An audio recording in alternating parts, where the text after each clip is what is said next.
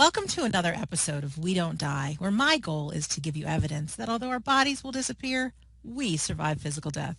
I'm your host, Sandra Champlain, author of the book We Don't Die, A Skeptic's Discovery of Life After Death. And I want to ask you, yes, you, the listener, something right here, right now, today, whether this is your first episode you've listened to or you've listened to many. I want you to set an intention for this episode. And what I mean by that is, what would you like to hear today that will make a difference in your life today, in your life this week? So often I find when I watch TV or I listen to an interview, I'm coming from I want to be entertained. But what I want for all of us, meaning you, me, our guest today, is to really put yourself in the game, be on the court. So set an intention of something that would help you through the day today. Now, it might not appear as you want it to, but you might hear some gold in this interview that you find is something that you need to move forward with. So if you take that on, just say to yourself, I take that on. I don't need to know, but I hope you do, because I'm doing the same thing. And it makes life a little fun, and it makes magic happen. So our guest today, I want to introduce you to a really cool, nice, beautiful lady. Her name is Bee Herz. Bee is coming to us from Steamboat Springs, Colorado, which is a beautiful place. And I, of course, am talking to you from Massachusetts. Bee is an internationally esteemed intuitive life coach, as well as being a psychic medium. In fact, you've heard me mention Bob Olson, the private investigator, who has researched and tested many mediums to find out who's the best. And Bee has been tested, and at one point was only one of 12 official, legitimate psychic mediums in the world. So she's a really amazing woman. In addition, Bee Herz has worked closely with the living as well as with the dying and the deceased. She's served communities as a hospice ambassador and grieving companion volunteer, and has helped many obtain peace through connection to their deceased loved ones. Professionally, she's worked as an industrial designer and in marketing, and it'll be really fun to hear how she moved from that into what she's doing now. From what I've discovered and in talking with Bee, she's not only extremely accurate, she's kind, caring, and very loving. She believes in gentle coaching and giving tools to both connect you with your higher self and be guided by spirit to live your best life possible. So she's somebody I want to be friends with forever. Let me introduce you to her. Her name is Bee Herz. Welcome to We Don't Die Radio.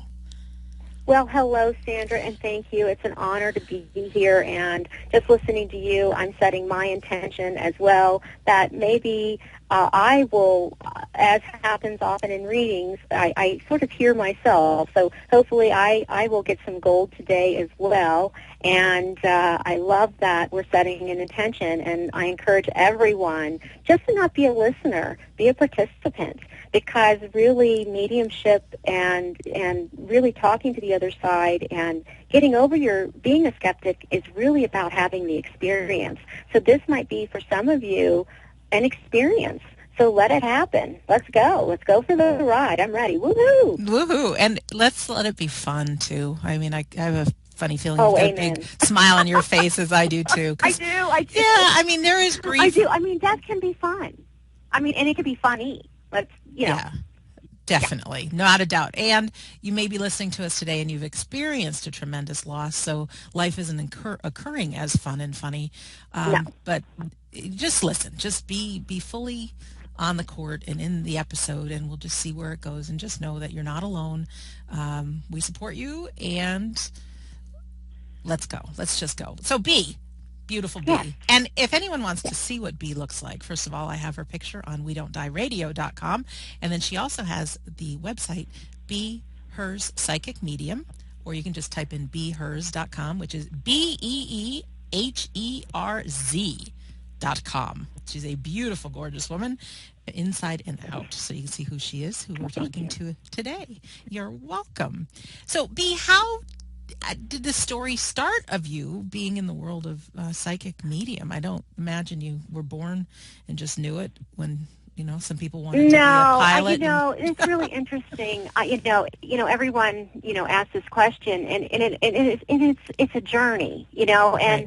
I did have it as a child. I just didn't know what was happening. And actually, for those of us that have had it since childhood, it's not something you would wish on any child because you have all these different experiences. As a small child, I remember actually feeling the presence of people sitting on my bed and touching my back and things of that nature. And thank goodness I'm old enough, old enough, that there wasn't a lot of psychic or mediumship. Teresa Caputo wasn't on TV. Right. So my mother just thought maybe was very compassionate and just was there for me. I mean, she didn't think I was going psycho, not psychic, and she wasn't, didn't have the opportunity to be a psychic stage mom until now. She works for me, but or medium stage mom, whatever you wish, Right.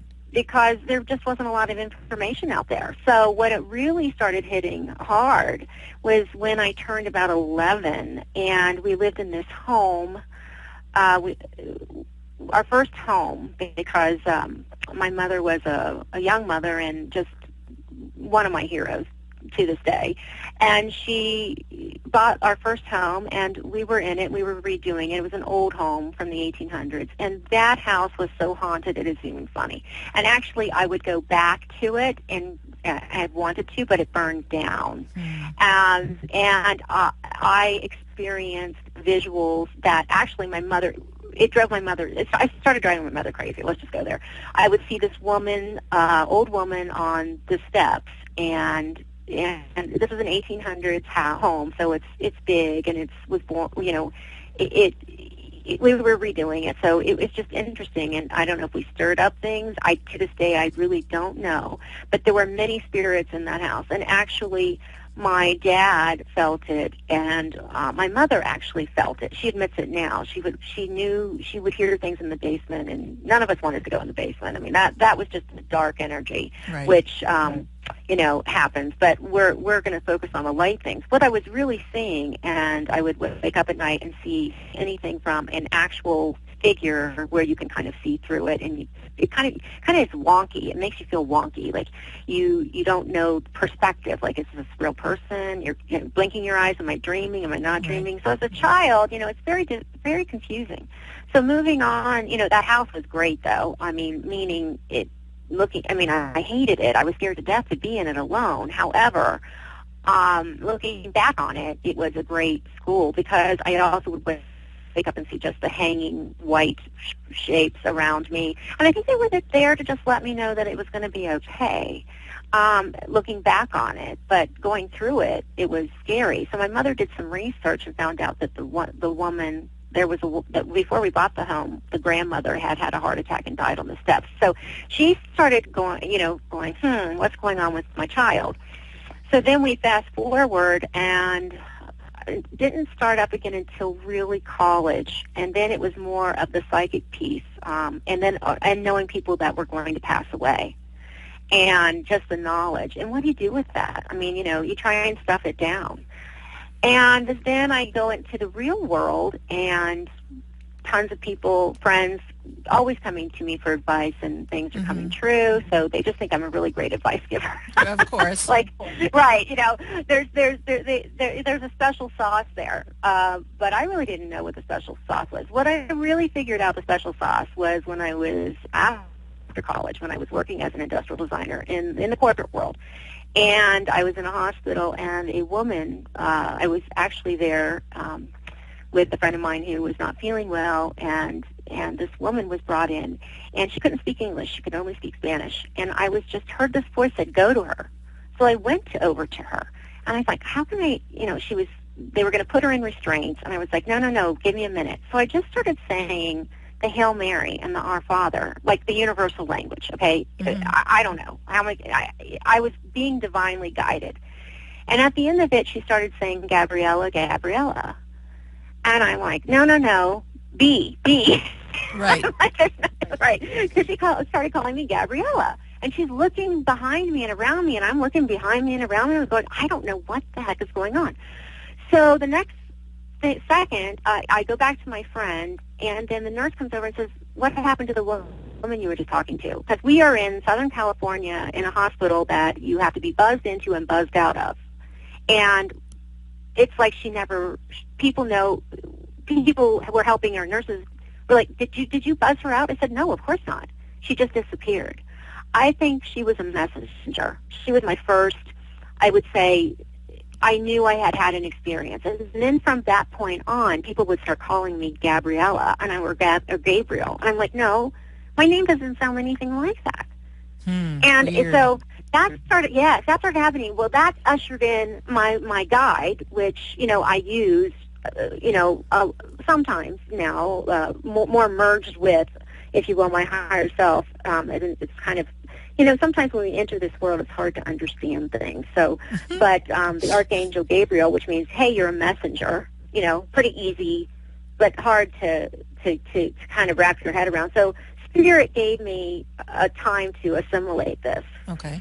And then, my mother got cancer. And I moved to Steamboat to take care of her, and she's great. She has more energy than I do, for everyone out there listening. And I was here in Steamboat going, what am I going to do for a living? I can't do industrial design here. I don't even know if I want to go back to that. I have a purpose. I don't know what it is. I mean, I'm sure this rings true with many of you listening out there. And all of a sudden, I was kind of, again, heard this voice, go to this institute in Massachusetts called Kripalu, which if you're in Massachusetts, you've probably heard of. Yes. I lived there for 3 months, taking their massage program. Well, touching people, all of a sudden, they're very vulnerable, you're very vulnerable, and I started getting all of their stuff, meaning one of my students, or students that was with me, one of my peers, her husband had died of a brain tumor. Now, she had not told anyone this, and all of a sudden I'm like, your husband's here. I'm like, and I cannot stop myself from giving the messages, which you learn later. Yeah, right. However, yes, but it just started pouring forth. And it wasn't about the massage. I was supposed to be I think this has all been divinely guided to me in life. So then I came back, and I actually went to, somebody said, I was like, I don't know what to do with this. I don't know, every time I touch somebody. And then people were getting a little savvy. People on the table would raise their head and say, are you getting anything off of me? And I'd be like, huh?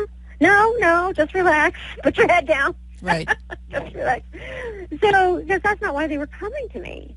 And so I then went to this interesting man. He was a shaman, and he said, I told him what was going on, and I really didn't need a healing. I just wanted information. Why is this happening to me? He said, give me a reading. And I'm like, well, I'm paying you. Why am I working for you? What do you mean? And so he really told me who I was and what I had. And when I really realized it, I went home, told my mother, and my mother, being the go-getter that she is, researched it, said, people make money at this. And I was like, really?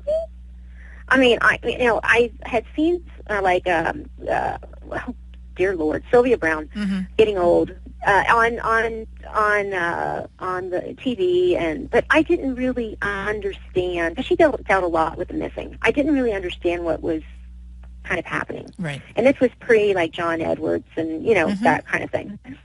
So but through my life, I had people as when I was young in school, an art teacher that said I was her child in a past life. I mean, just interesting things happening through my life like that. All these, when I look back on it, it was all given to me as a path, a breadcrumb, if you will, to this purpose. Yes. And my mom said, hey, we're going to throw up a website. And I actually had a very good friend step in, my best friend step in, who's now deceased from cancer. And she mentored me 8 to 9 hours a day, so it was like a little Hogwarts. She was also an historian, so she actually would take me up to graveyards and cemeteries, and she knew the stories I didn't know, and I would stand behind the markers, and she would say, what happened to this person? And it got her so excited, and she had so much fun with it, that she just wore the heck out of me. But what it did do was give me a year of intense or to places around the area that had a lot of influence in deaths and really violent deaths at times and things. So, and then she started having me read people and friends, and it just kind of blossomed. And then we threw up a website, and I found Bob, and here we are talking today. So that, long story short. But I want to say, if you are a woman or man, and this is entering your life now or at any time, it can happen. It can pop in at any time, because it is a calling and a purpose. And so, if that is so, don't hesitate to call me. I love to mentor people. However, there are people out there that will give you guidance and help. Where I had this wonderful person that was she wasn't a medium. She just was fascinated with what was happening. And, but, there are people out there now that will do this and help you. It can pop in at any time, Sandra. So you don't have to be born with it. I just happen to be. So I don't want it to seem to people, because I think sometimes mediums make this sort of, I call it spiritual snobbery. Oh, I was born with it. No, that's, oh, yes, you have to be born with it. No, you don't. It can pop in after the death of someone you love. I know you lost your father. I don't know, maybe you've had experiences with him. It can be something you want to do for a living. Certainly it's set you on a purpose path of finding why what happens. So it can hit people in different ways. Now that you're doing mediumship, but I'm sure you've had some experiences, and the more you open up to it, the more you'll have. So I just want to encourage everyone today, if you're hearing this and you are having experiences, don't, yes, it's scary, it can be weird, and it can be, but, lean in right now, and just feel what you're feeling. And if you're grieving the loss of someone, grieve it, but know that the reason that we do grieve is because we're feeling the loss and our loss on the other side. Say more about that. I haven't heard it put that way before. Yes. Well, a lot of the times, right, when people cross, pass away, die, whatever you term you call it, as you know, and I know, but we can simply go there at this juncture in our lives. But for the listeners, it's a strange concept that we just kind of pop out of our bodies and into a new, you hear about the tunnel and you hear about the life review. Yeah, that's all. That's all sort of a given now in this day and age. But for those of you that it's not a given, if you can imagine, if you were to die today, and what would you be concerned about? You would be concerned about your children, your loved ones, your animals. I mean, just day in and day out life. Right. So there's a time after somebody passes where you are allowed in it's like a vibrational frequency, if you will. And I know everybody's heard that, so I'm going to try and dumb it down, because I like everything dumbed down myself. Oh yeah, put it in the easiest, simplest, language. Easiest word possible, right? Language possible. What that means is, right now you are, let's say, as humans, we are vibrating atoms at 600 to 700. I'm just giving something a quantifiable number. Okay. It's not real. Okay, just a number. Okay. Then when we pop out of our bodies, our soul, if you will, and if you've had the experience of being around a loved one that's passed, maybe you felt it. You felt that you can look at a body and know it's death. It's dead. There's that physical knowing that that soul is not in that body. Right. And that's something that goes beyond logic. So we feel it, we can sense it, we know it.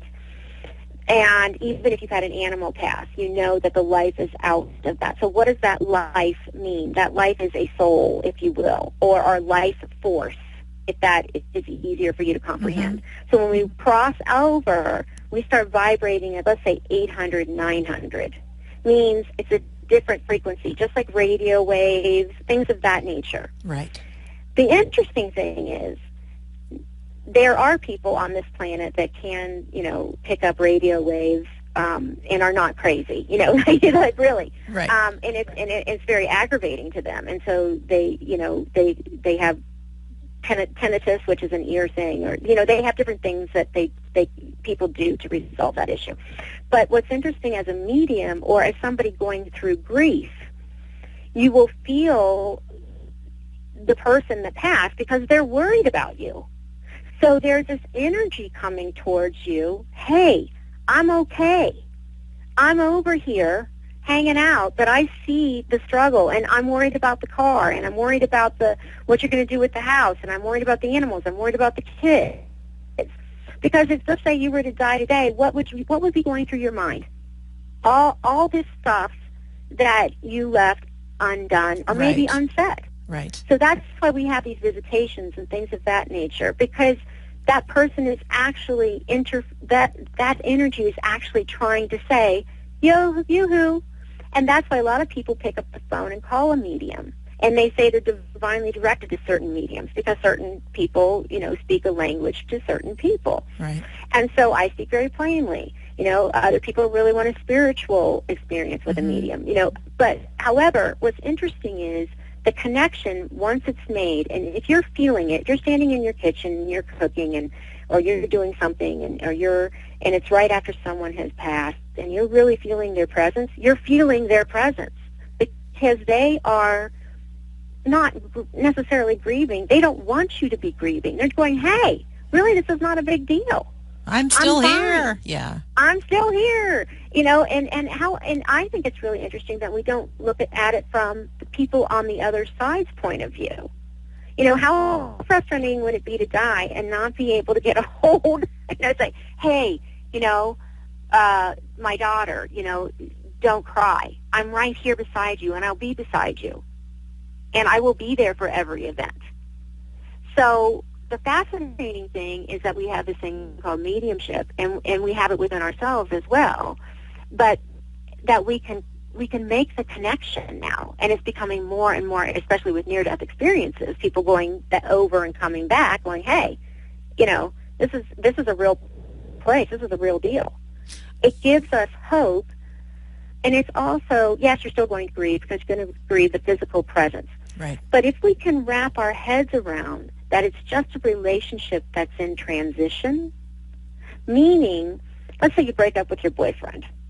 That's rough. Let me tell you something. I've recently been through a divorce, and I will tell you, and this is kind of a funny thing, but I have said to people, I almost wish he were dead. And I don't mean in a mean way. I know what you mean. I think a lot of us do, because a death of the body is final, but when death of relationship, that person still exists. Mm-hmm. So there's not ever really the closure. No. No, and there's not a closure, and you have to give yourself closure, where we have this thing in life now called mediumship, and we have this thing, and you have it within you to even start talking. So I encourage those of you out there that are going through grief now, or even if you've been going through grief for years, to start talking to your loved one. Empower yourself to have a connection with this person. Now, you might feel nutty at first, and it might sound like the voice is responding, but all of a sudden, you'll hear a response that is definitely not something you would say. It's something the other person would say. And I'm not saying it could be outside of yourself, it could be inside of yourself, it could be in a dream. It can, it appears in all different forms. However, you will have a knowing that, okay, that wasn't me. And so I encourage everyone to talk to their loved ones, because it actually relieves, the spirits on the other side. You're acknowledging, yes, okay, I'm going to talk and try, and not to be connected, in an unhealthy way, but to have a connection where, let's say your husband passes away, and there will be, and you're young, there will be a time in your life where you might want to go on with another relationship, and that's fine. And usually the other side will actually have a lot to do and to play. That's another weave we go to. But to stay on this path that we're on right now, talk to your husband. Ask him to help you through this. Ask him to send you signs. And then as you go through grief, which is a process that we go through, it's a process. Wherever you are in it, you really will start to get the signs, get whatever it is, and you'll know. Every client I have spoken to knows something. They just don't know how to verbalize it, put their arms around it. Or, like yesterday I was talking to a young woman, and she was saying, her husband said to me, I stand in the kitchen while she's cooking, and I watch her. So I said, when you're in the kitchen cooking for the kids, do you feel like somebody's watching you, somebody's behind you? Yes. I'm like, great. And that is what you get with mediumship, is you get that closure and that conversation and answers to things that there were a lot of unanswered questions on this person's death. But once you have build this connection and this with a medium that can make the connection and give you evidence that isn't in you can't Google it. Says Right. things that there's just no way. Exactly. Right. There's no way. Exactly. Can you give us some examples, some stories, some specifics? I know not everybody is going to go to a medium or be able to contact you or whatever, but just sometimes it really helps to hear stories. And I know you're known for being specific. And without using names, if you could just give us some stories that are like mind-blowing, that there's no other way you could know this. Yes, I will give you. I'll give you my own. Well, I'll give you one of my own. Okay, to start off with. Okay. As I was talking about earlier, my best friend passed away from cancer after she had helped me develop this gift, which was a huge loss. I just didn't know what to do with myself. Yes, and as everyone knows, and I grieve just like everyone else, even though I do this work, and even more so that I do this work, I was wanting a sign. I thought for sure as soon as she passed, I was in the room when she passed, I thought for sure I would get dreams, she wouldn't leave me alone, because that's who she was in life. Mm-hmm. I got nothing, bumpkus, silence. So you can imagine how frustrating, and then on top of all of that, there were people, all of our friends were coming to me going, have you heard from her? Have you heard from her? Have you heard? And I'm like, course. No. Here the great medium has not heard nothing. from her, Right. I got nothing. So I am really, in grief, upset beyond, and not understanding, and a little angry with spirit. Like, really, I'm allowed to give messages to everyone else, but I don't get to connect. Right.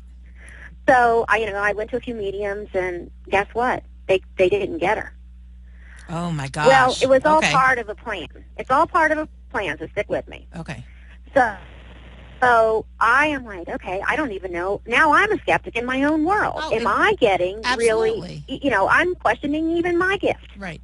I'm questioning, okay, I'm getting these things for people, and I know I am, but yet, okay, it really was a point in my life where I questioned, where I was a real skeptic and really angry, and and of course, every mediumship reading I was giving was off the charts, and at that juncture, it's not every day, but at that time, and I'm like, why is everybody else getting this great stuff, and I can't even get my best friend? Because I know she would want to be talking to me. Exactly. I know it. So all of a sudden, I'm sitting it was Christmas time, and I'm wrapping gifts. Actually, we had bought together for her children for Christmas, and she was too sick to buy the gifts, so we did it on the phone. And here I am. I'm so frustrated because the darn wrapping paper. I'm sitting on the floor, and this wrapping paper keeps breaking, and I'm really frustrated. And I'm like, and I start crying, and I'm like, okay, I'm doing these gifts, and I'm angry, and I'm upset because she's only been past probably 12 weeks at this juncture, and I'm just beside myself. And I'm trying to get these gifts ready for her children, and all of a sudden I look up, and she's right there. She's right there, sitting across from me.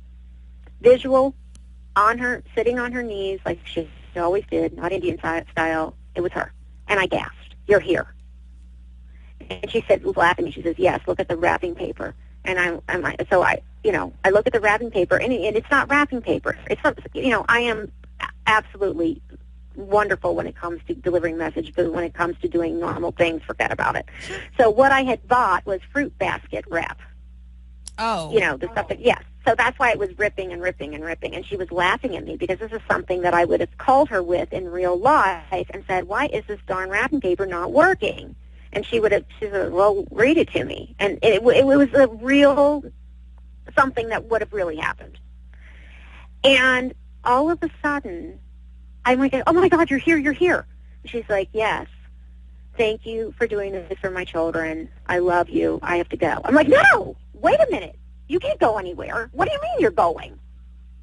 And I felt for the first time why we have mediumship and why we only get a droplet of people, a droplet of our loved ones. We can't live in this land of wanting to be with our loved ones.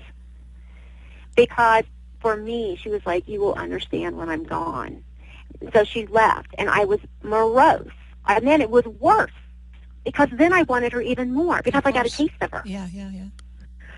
So it was all a big, huge, it was just like her. She was still being a teacher and still guiding me.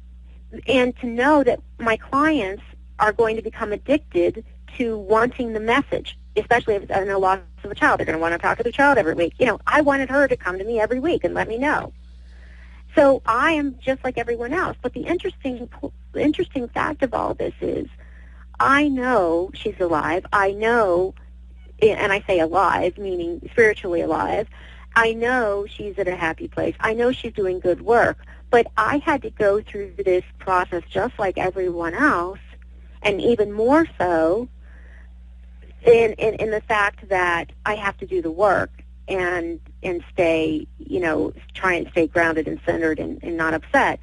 And to this day, I would love to have that experience again. Part of me wants to have that, and then part of me understands, no, I don't want to have that because it was heartbreaking. Everybody sort of wants to see their loved one last time. Mm-hmm. A conversation is more than enough.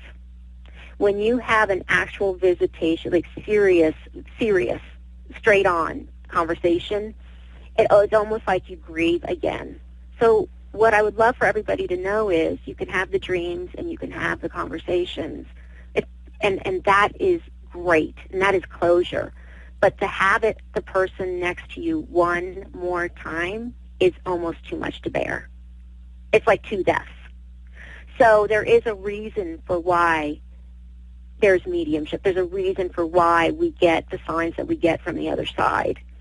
And this is just one, that's my personal example. Okay. But yesterday and every day, I speak with people that are wanting to be with their loved ones and literally suicidal. Mm-hmm. That's the most important thing, is that they want to go and be with them. Even though they might have 3-4 kids they need to take care of, they want to go be with their husband. Yeah, that's how much they love them, and that's how deep the pain is.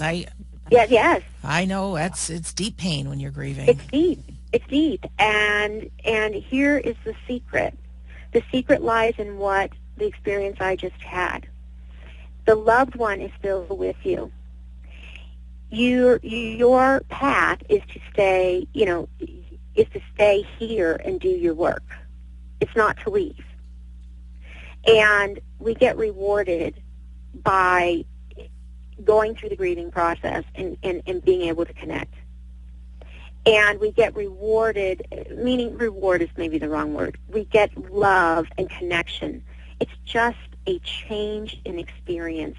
What I was telling this young woman who lost her husband to suicide, unfortunately, and he was also an addict, and they didn't know, and she felt so guilty because she had thrown him out of the home.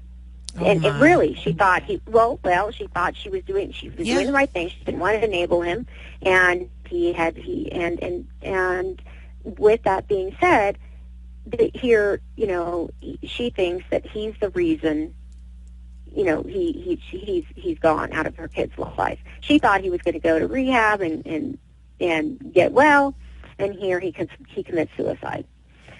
So, she's feeling all this guilt. And it's just horrific. And she's blaming herself that her kids don't have children, a father, her children don't have a father. And she's missing him as well. I mean, it's just grief upon grief, layers and layers of grief cake, as I like to say. And so getting him to speak and to, at first he came through with who he was, which really at the time was this paranoid addict.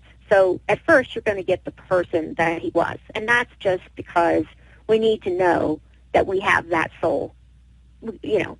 And then the messages, we get evidence first, and I want to know, and I would think that you as a listener or, you know, would want to know that the person, you know, has your loved one. And until we get to that point, I will keep getting evidence.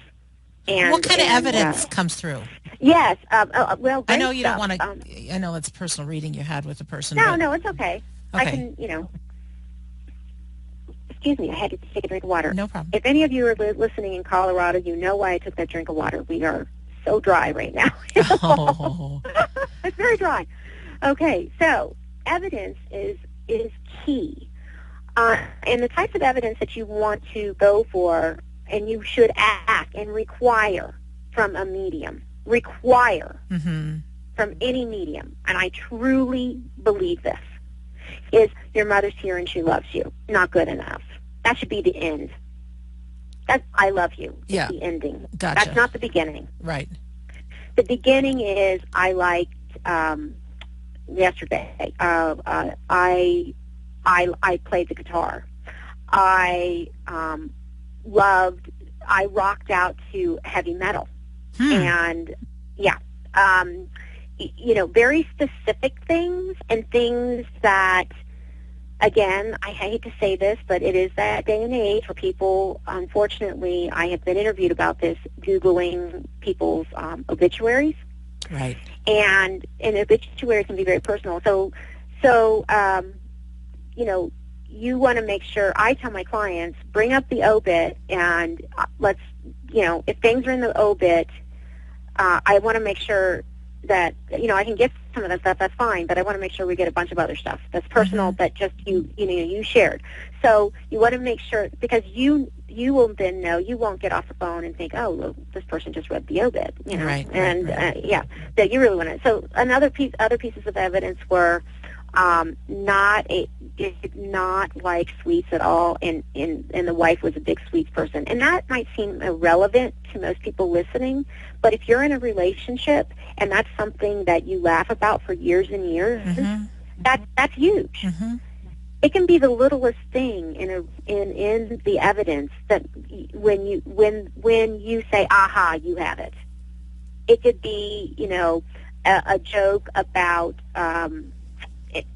you know, he's telling me that you only liked, you know, white roses.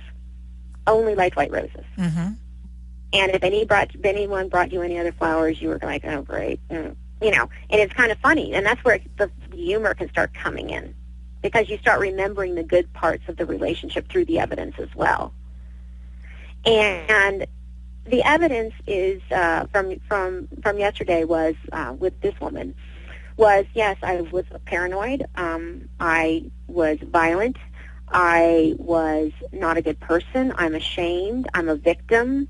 A lot of times the evidence is not, you know, uplifting. Right. At first, because that's who he was. Yeah. At his death, you know, and also.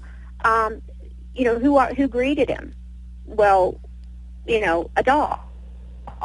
You know, a person didn't greet him. His dog greeted him.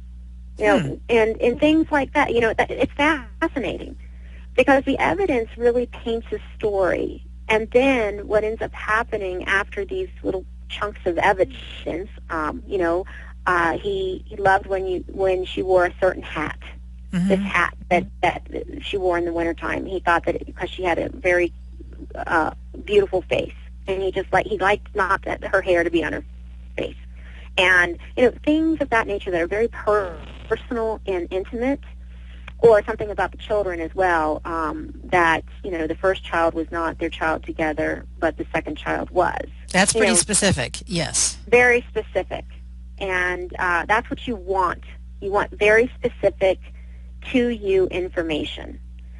And he was also worried about things. He was worried about some land that they had bought, and she knew that he might be worrying about that. So evidence can also come in the form of things that you know that you feel sort of that you're worrying about as well. What am I supposed to do with this?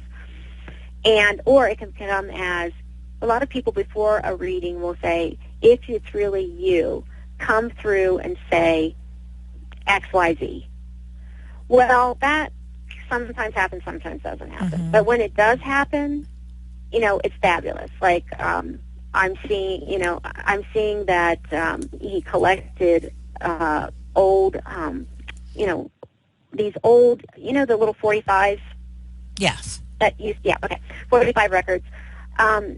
And she had actually, at the end of the reading, she told me, she asked him to come through with what should I do with the 45s? Interesting. She didn't know whether to put them on eBay or whatever. Yeah. So that's the kind of thing that then you can relax and really trust that there's you might not understand the connection. Heck, I don't even understand the connection. I mean, if I knew that, I'd be a millionaire and teaching it. And, I try and teach it, but I don't understand it. You just turn to that different radio wave, right? Yes, it's a different feeling. Mm-hmm. And it can come in different, I can see the person, which I prefer not to, because I always scream a little, because it's like I think I'm in my office alone and somebody pokes their head around and I'm like, and it's kind of funny. But I rather have a mental image. You can hear usually, and it's an internal hearing, and they're showing me. It's like charades sometimes as well. And then they just start chatting away, and really, I am just really having the conversation and answering questions, and that is that conversation. And I encourage people, you can have that trust then, because with the evidence that how would she know this? Then you can place trust. Then you can go for what you really need, which is closure, mm-hmm. which is all the reasons you're suffering. And this is how I know that we don't die. Because the ability for somebody to, I am surprised. I'm hearing myself. I'm like, I'm seeing these things, and I'm like, how am I seeing these things? Mm-hmm. I'm my own worst skeptic. Yeah. And I'm like, really? Sometimes in a reading, I will even say to the client, really? He loved peanuts so much from the Texas Roadhouse that he would stuff his pockets with them? Can't he just go to the grocery store and buy peanuts? No, he liked Texas Roadhouse peanuts. What's the difference? That's funny. Right. Yes. But these are the things that tie us to our loved ones, and these are the things we miss. These are the things. These are the human things. So we have to connect with the human parts of the soul, mm-hmm. and then we can go into the deeper closure and the deeper messages and then what they're doing on the other side. Because a lot of times people get jobs. They help. Yeah. You're into something juicy now. What I wanted to just bring up is mm-hmm. you did bring up suicide, and there's a lot of people that go that way. And if you could just shed a little light on, one, how they're doing now, and two, mm-hmm. you get jobs. What are you talking about, Bee? Like, what's life like? I don't know how else the to other say side. it. No, I think it's no, but just talk a little bit about that, because we want to know. Well, okay, suicide for those of you that are highly into dogma, this might throw you a little, but if you've had someone that has, if you're highly religious and you've mm-hmm. had someone die and take their own life, then you're probably wanting to hear this and needing to hear it. And there's something inside of you that knows it at a very deep level. That person, I say, this is a saying that I say to my clients that are dealing with kids especially children that have committed suicide. There are worse things than death. Meaning, I do have the occasional reading where someone has tried to commit suicide and has not been successful, mm-hmm. and now they are in a limited capacity, meaning brain function, whatever. Mm-hmm. Now that is, to me, worse than death, because what I get to feel is for someone that has committed suicide this beautiful relief because they were in so much pain and not in the right. They had no other options. I mean, unless you're in that position, unless you've ever felt it, unless you've been close to it, and then society puts all this crud on it. You know, oh, it's a weak person. Oh, and then religion doesn't know with whammy. Oh, you're going to a bad place. You don't go to a bad place. The only place that I've seen that I would say, quote unquote, is bad, I call school, where there are souls that have done things that need, like they're being attended to. It's almost like a hospital more than school. Okay. And they're being tended to, and they know why they're there. You know, people are like, why do serial killers, get to heaven? Well, got me, but they're there, and they're being tended to, and they're doing their life reviews and realizing. And here's the other thing, is that with suicide, the interesting piece is that most people that commit suicide are very loving, wonderful human beings. Yes. And very painful, the worst pain that you could, so much pain you want to escape. You only see one way out. And if our biggest fear is something called existential death. Dumbed down means we're afraid of death. Mm-hmm. When you strip everything away of what we're afraid of in this life, our children dying, this, that, we're really afraid of our own death. Right.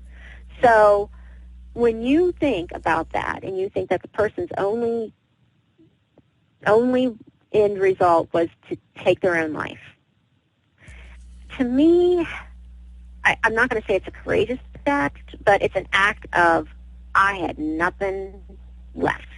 In their mind, they had nothing left.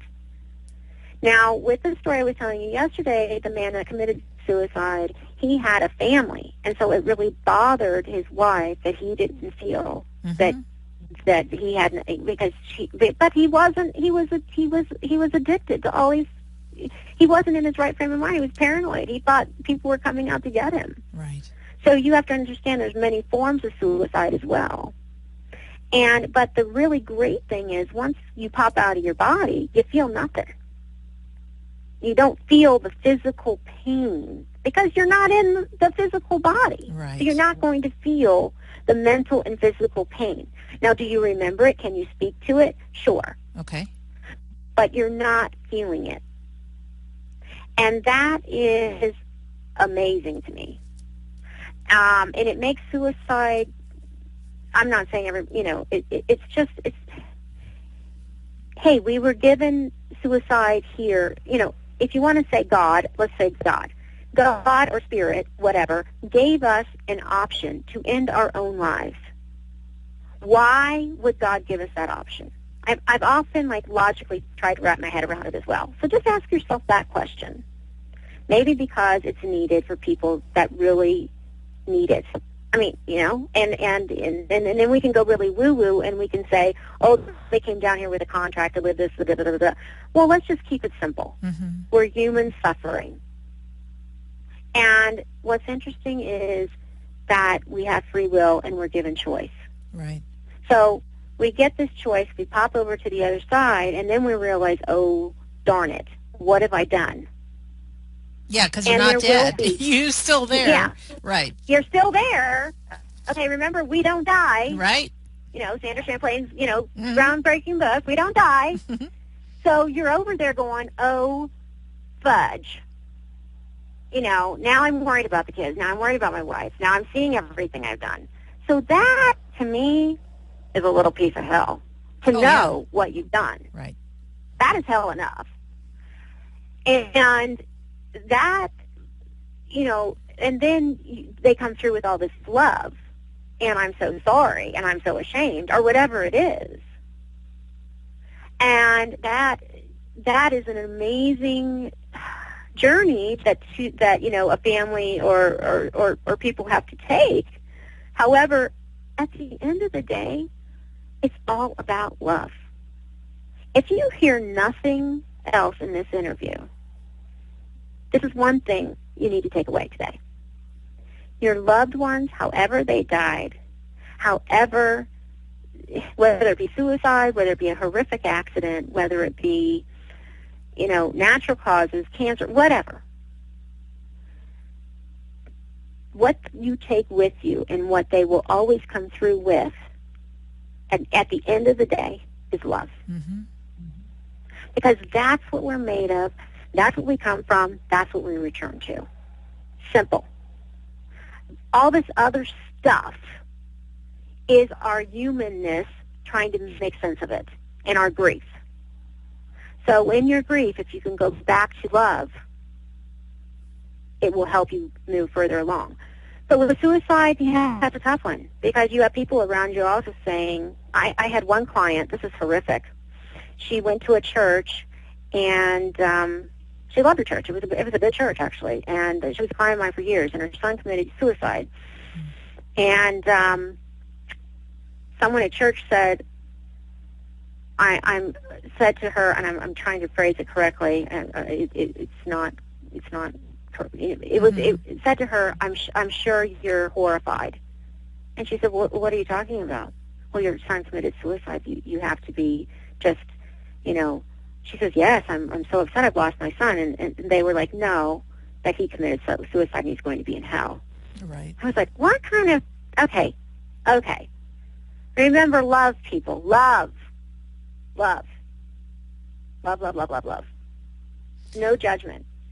I mean, there's no judgment around suicide. We judge it here, but I mean, how horrible for that. I mean, and I had to hear that. I cried along with her. Yeah. I mean, I was like, who would say, I mean, but I know people go through this, and that's why I'm addressing it. Well, I think... But I want you to know your loved ones are going, really? Yeah. Bee, you're the type person I know that's trying to bring this whole world of mediumship and psychic medium and, who we really are as human beings, like bring it into the light, like have it be that this is conversations. Because when you and I are about the same age, when we were kids, we didn't hear about psychics or mediums and stuff. And now it's like Teresa Caputo and so many TV shows. And so it would be really nice that it's like regular conversation, but there's still a lot of people that talking about that is taboo. Same thing with suicide. It's bad, it's wrong, and it's going to take some time, but I do think the day will come that people get that, we judge ourselves. There's no person, heaven for you, hell for you, and who knows? I mean, I know we're going to have our own experiences, but if we can, because you put it out there talking about getting jobs, just a little bit about where are they and what are they doing? I love this. Yeah. Yes, and I love this play. At first, when people, you got to, everybody has, just like, everybody has a different kind of life and experience of life. On the other side, we have free will as well. Right. And I see all these different great things, and that's part of I love my job, because I get to see these different levels and things that happen on the other side. And one of the things is, let's just take someone that's committed suicide. I call them a greeter. I don't know what else to call things. I make up names for things because there is no dictionary of death. Maybe that's your next book, Sandra. A dictionary of death. No, that's a dictionary yours. of the other side, Yeah. right? Dictionary of woo-woo. You're right. So, but here's the deal: is they become greeters, and they will say, yes, you are a niche greeter, if you will, meaning, I'm the Neiman Marcus of fathers that have taken suicide and been addicted, and I will sit down with you and explain to you, yes, you did this, and this is what you're going to feel, and this is what you're going through, and people decide to take jobs, and a lot of people decide to take jobs that don't have a lot of loved ones left on. I see more people taking jobs that don't have a lot of loved ones left here on the, in this realm, in the human realm. But what's interesting is there are certain like a type of personality that take jobs, and that would be, like the larger than life person that would just go, go, go, go, go. You kind of see the soul kind of carries that along, and I've seen people that, like a grandmother, this is a great one, who was, I'm like, what is she doing? It's called intake, where she's going, okay, it's sort of like social services of heaven, if you will, where she's going, she's saying, okay, what are you going to do? You know, here's some things that you can do. Who do you want to, you know, where do you want to be? Do you love animals in life? Do you want to, you know, be taking care of animals on this side? You know, kind of going through a list of what are your qualifications and what do you want to do. And it was really interesting because then I get validation back that that's what the grandmother did in life. She was a social, you know, so it's kind of interesting. She was worked in so, yes.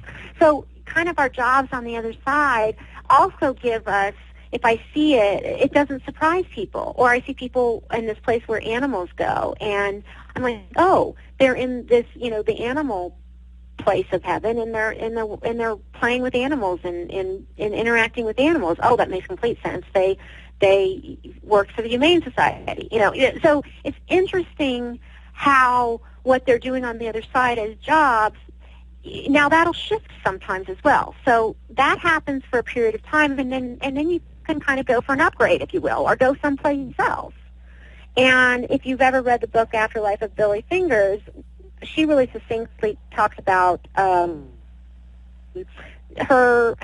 you know, her experience of was it her brother? Yes, her brother who she felt his energy. Ultimately, he was everywhere, and that's ultimately what happens. And when that does happen, when we get out of the realm of wanting to work and wanting to be a guardian and doing the different things that are available to us on the other side, we do become this sort of energetic. We return to source, which means that we become just pure energy and pure love. And when that happens, and that can happen at any time, you know, there's no time schedule, just like there's any, you know, we don't have any rhyme or reason for why we get promoted or do things here or change jobs. I mean, you know, different things. But, you know, maybe I'll get knowledge on that someday, but not at this juncture. What a lot of people feel, which is really interesting, is all of a sudden, like, the person goes away, and it can be another grieving for us here as humans, because they've chosen a job that's more expansive. And then all of a sudden what hits you is you do see that person and everything. You get this enlightenment because you have that connection. If you keep the connection, you get to go on the journey with them. And so you see them in the tree, you see them in the water. And people that say that, it makes sense, but it only makes sense if you keep the connection. I hope that made sense. I am taking notes like crazy. That is so cool to even to it think is cool. That. Well, yes, it's a relationship that you continue. And if you continue the relationship, it's just like having a relationship with somebody. Let's say your wife is really big into spirituality and really big into this. It's going to rub off on you. Right. I mean, you know, it's not going to. So when you continue a relation from any sentient being, whether that be an animal to someone on the other side, you take a journey. And if you really embrace leaning in and taking the journey with the person on the other side, and that doesn't mean to stay stuck in the relationship, just allow it to unfold, you get the benefits and the knowledge and the wisdom that go along with it. So what it actually ends up happening is you become less afraid, and you are able to let go at your own death. Oh, isn't that wonderful. A gift? Our time's going by like crazy fast. It's just an hour. I'm like, how did that happen?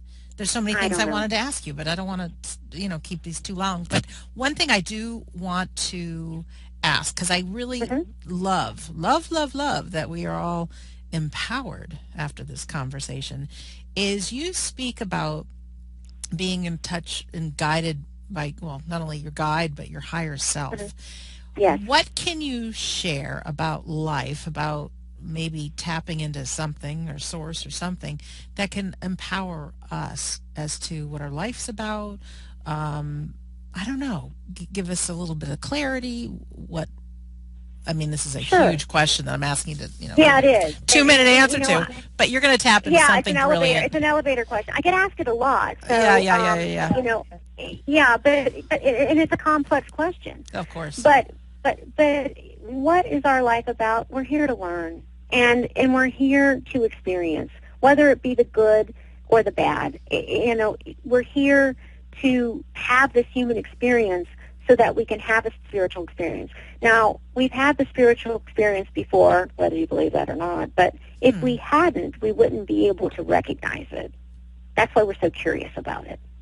So, if you go really inward we know that there's a piece of us that knows that that person is not dead. Right. We know. And that this is a human show. And if you get the experience to be around someone that's dying, please, I know it's scary as all get out, but take the opportunity, because yes, it can be very, and sometimes we're just thrust into it. And if you are thrust into it right now and you're with somebody that's dying, take the journey. And this is a journey, but the journey doesn't stop. It's just we get up and keep walking. We leave this body, which I don't know about you, sister, but is drooping every day. I'm ready to get up, and it's not. I say that, and when it comes to my own death, I'll probably be scared as I'll get out. But what I'm saying is, all these experiences allow us to make this journey to become. We're both human and spirit, and it's said and said again and again. But to really, you won't really. You can listen to someone like me or any other plethora of other people that are talking on this subject. But the interesting thing that I have found, unless you put yourself in the experience or the experience is thrust upon you, you won't get it. So if I can encourage anyone, with your higher self is right now, if you're listening, you're going, okay, this lady's full of bull crap. What is she talking about? Jobs in heaven, yada, yada, yada. What flying saucers are next? No. What I'm saying is this is my experience. This is my experience with my clients. You can be a skeptic all you want, but there's something inside of you that's listening to this show right now, and that something inside of you is called your higher self. And there's a truth that you're hearing, and whether you get angry, if you are having a reaction right now, whether that be anger, crying, interest, then guess what? You already are, you're starting to tap into the journey. Right. You're starting right now. You're starting right now. I don't care if you're ticked as hell and think this woman is bat crap crazy. That's anger is one of the biggest things that happens before we crack open. And we have to have acceptance. So that's fine. But the interesting thing is that your higher self is the one really hearing the truth. And when we hear the truth, we can't unhear it. We can't unsee what we've seen, and we can't unhear what we've heard. So even if you're turning off the radio and going, bleh, okay, fine. But guess what? It's going to pop up again and again and again. Yes, because you're moving towards it. Yeah. Yes, and I think you're moving toward it. Yes. That goes for, we touched on in the beginning, if you get these intuitive hits and things like that, be open. But also, wherever you are in your life, and it doesn't matter how old you are, whatever you're meant to be doing, it's going to keep knocking on your door. And when you just shared what you just did, even about being angry, when I went through my dad dying, it ripped me apart. And if I hadn't gone through that, though, Bee, I could not be doing what I'm doing now and impacting so many people. So wherever you're at, whatever you're experiencing, it's really hard to look sometimes at it being a gift, but it may very well just be. And just be, and I'm talking to Bee. Yes, just be. Yes. I saw on your website, a session with Bee teaches you to be the best you can be, and then you have some really cute videos on Bee TV. You are just like the cutest thing ever. You really are. Well, I try and make it light and fun because, if here's the thing. There's a lot of people out there that really understand this and are going to very high spiritual masters, and right. and that's great and fine. But and maybe I'll be that one day. I will want to speak. But my audience is, and my clients are just regular old people that are turning on the radio and interested in this and want to find out a little bit more. And I love it. I love being the gateway or the intro, or even if it is somebody that is highly spiritual, I can go there. I just prefer to let it be just a conversation, because that's what we are. We're humans having a conversation about spirituality, and it doesn't have to be this highfalutin thing. It can just be a conversation. Right. Just like we talk about, I don't know, babies being born, anything else. Yes, it's a controversial. We'll give it that. It's not as controversial as the Democratic debates. But, well, maybe it is to some. But, what it can be is fun and at least open your mind to it. Because guess what? We're all going to do one thing. We're all going to die. Mm-hmm. So get a little curious about it. Yeah. Why not? Yeah. And the more stories you hear, the more convincing it is that life after death is real. I have, 60-something episodes, and in all of them, there's some really nuggets that give you goosebumps, like, oh my gosh, like a hospice nurse who witnessed so many deaths, who saw so many things. I mean, people see their loved ones just before they pass away or whatever they are, but they give you goosebumps. And I don't want to forget to tell you, the listener, and you too, Bee, about this, but a couple of things I'm going to do is the best, juiciest pieces of these interviews that I've had are going to be my next book, and it's going to just be stories of life after death. I don't know. Now I got goosies. Yeah, I got goosies. I don't think that's going to be the title, but it'll have that, and then really setting you up to live a good life. So if you haven't done this already, if you go to WeDon'tDieRadio.com and put in your email address, you'll be on the list to get that. And also, we didn't get to talk too much about grief and things today, but as a gift to everybody listening, if you do put in your email address, even if you've done it before, and do it again, and I will send you the PDF version of my book, which has a chapter on grief and dealing with it and moving through. And also, you get to read my story and a lot of stories about life after death. So I have a good book, I think. I know. My dad would want me to say, no, you do. I know it. So anyways, Bee, any closing words for our listeners? Or did you get your intention taken care of on this interview? What's really interesting is my intention, I'm almost in tears that you're asking me this, because my intention for this call and for everyone listening was to just really to be as simple and as down to earth and as just to make sure that it was just clear, and I hope that happened. But the intention for myself, that was for just the interview, for everyone. Right. But was fascinating. The intention that I asked was that I always learn something, and what I learned in this radio show, because I always learn something, hearing what's coming through. And listening is just your question about the higher self, and it's really, and when we hear the truth, we know it. Because I often, as you've heard me say through this interview, I often question myself and my own gift. And even though I get confirmation all the time, that I'm accurate, I'm going, really? Because it's a little mind-blowing to be in my position, getting the information. And I want to know why. I'm just as curious as you are. I'm a skeptic doing it. Right. I mean, it's weird, And, beautiful at the same time. It's this beautiful, enigma. And I just felt my higher self kick in and go, okay, there it is.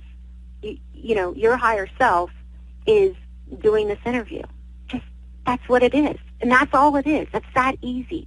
When we speak our truth, when we're in our truth, when we know what we know, and when we go with it, it's our higher self. And it's a beautiful, yet simple, yet like everybody's like, ooh, what's my higher self?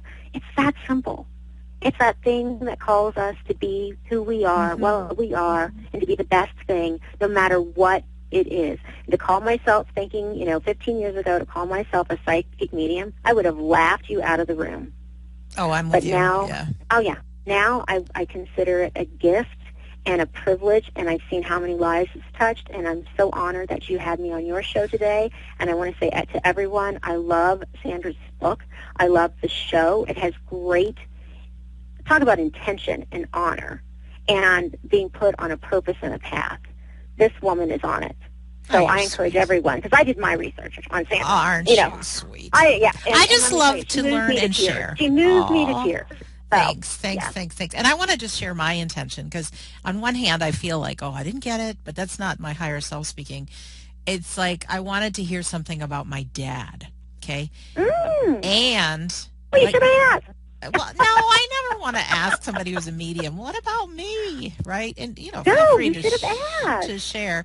Well, what I would ask you is what's his job? But while you're sitting with that, You want to know? yeah. Okay, let's just go there for a minute. Okay. You got to give me a second. Yeah, no problem. What's But then his I'll. job? Yeah, what's his job?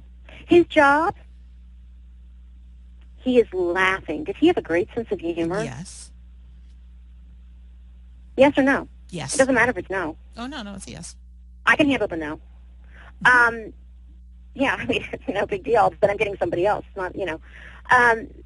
What's interesting is that he's laughing hysterically, and he's like, you think I'd want to work? it's like I'm going to put my feet up and relax. And then he's laughing, and he's like, actually, no, I do have a job, and it's to make sure that you are doing your job, which is an interesting response. You gave me goosebumps there. And here's the other thing. Yeah. Okay, I have goosies, which means if we both have goosies, that's confirmation. So here's the other thing, is he's, now I know I looked at your interviews and things of that nature. So about me. You're talking about stuff, but so, we have to say, as mediums, we should be highly honest and say, ethical and say, I didn't research Sandra, but I looked at some things on YouTube. Mm-hmm. You have brothers? I have a brother. And okay. Yeah. Okay. So I'm getting two brothers. Did your mother have a miscarriage? Do you know? You might not know. Yeah, actually she did, but I don't know really anything of it. That's okay. Yeah, it's okay. It's just it's just two souls, but okay. The brother. So I know from listening that there is tension there. Okay. Right. However, your dad is saying it's okay because this is part of his job. Is he knows it really bothers you, and your brother is stubborn as all get out. Is that correct? That's correct. Okay, and his job is to let you know that all the love that you pour forth into trying to get this resolved is, this is more of a message than a job, sorry. That's all right. But it is his job. It is his job to still be your dad. Right. That he sees what you're doing, he understands it, but step back a little bit. Let him come to you. Like, enough is enough. Like, he's almost, now you have to understand, this is your dad. He's a little spanking your brother a little bit. Like, get with the program. Mm-hmm. There's some tension going on here, and you don't have to lay out your personal life, and I'm not going to on the air. But what I'm saying is that your dad is letting you know, step into your power and step back. And maybe you've already done that a little bit, but do some more. Boundaries, my friend. Yeah. Love doesn't, I say always go back to love yourself. Right. You're fine. You're doing a great job. Let him deal with whatever it is he's dealing with because it's out of your control. And also your dad is saying, okay, there's a woman that's with him, and he's putting his arm around her, and she's kissing him on the cheek. It feels sort of motherly, which would make sense. I mean, hello. But it's also friendship. So did you know your grandmother? Mm-hmm. Yep. You didn't? I did. You did. Okay, were they close? Were your dad and his mother close? Kinda. I think because it feels that what's interesting is the dynamic I'm feeling is more like friends. And I think it's like mom, but I feel more friendship-y. It's weird. Yeah. I mean, it could be something that developed in heaven. Just, Well, I don't know. No, I think that it's more so lack of it's a mother figure, but yet it's more of a friendship. Like, it's not this motherly love that's coming forward. Oh, I gotcha. Yep. Yeah, so that's what I'm getting at. So the other thing he's doing is, okay, this is interesting. He's repairing generational DNA. Now, that's some highfalutin stuff. Let me explain that. You know what it means probably, correct? No. Okay.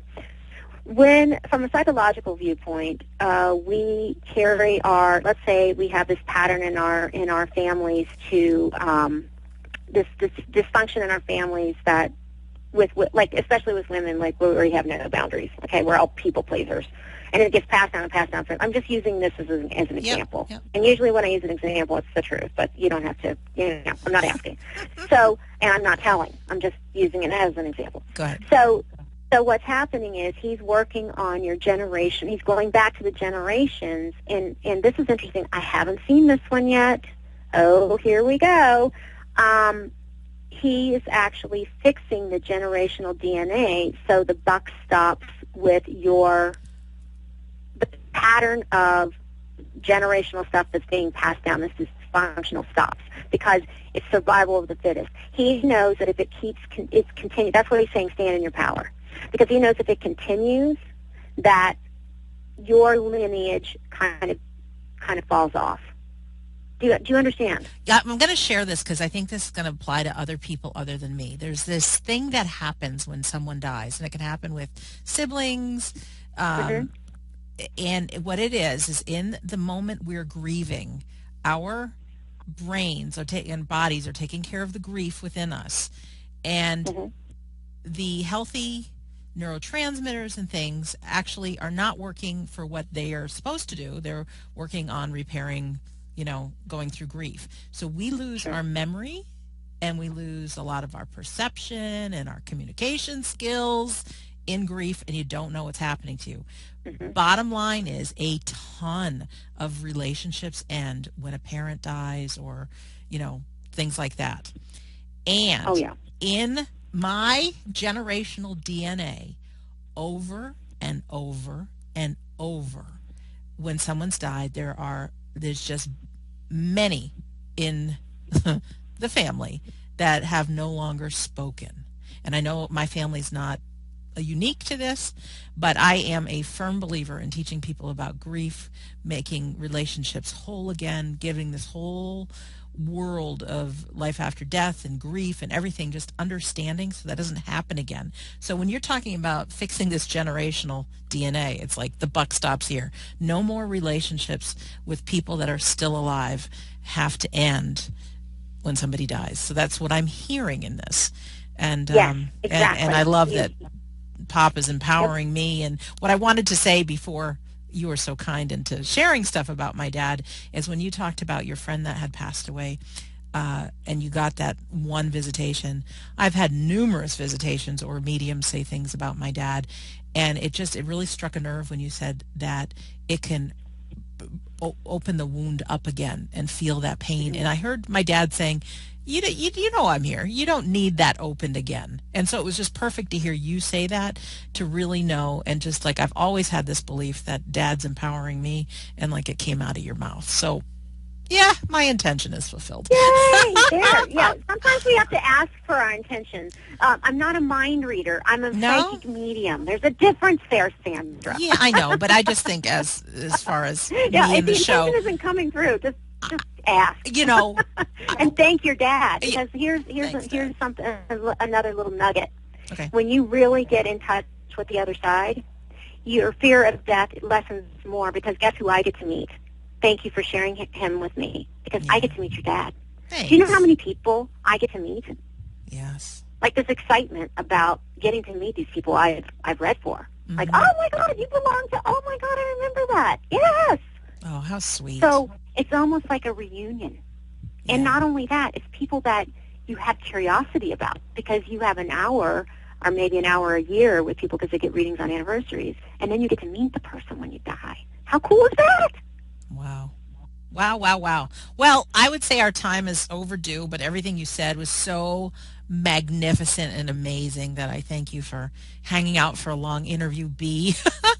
Oh, my pleasure. And I thank you, our listener, for hanging out for a long interview, and I really hope it's been of value. I hope you got what you came here for.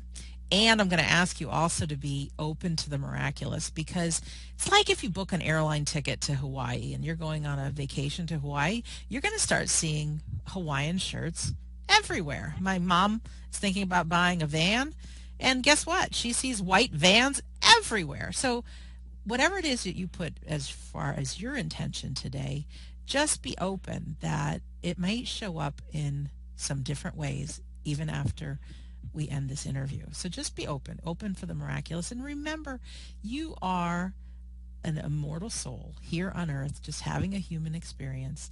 And like Bee said, it's about the experience, experience, experience. Your life is important. All of our lives are important.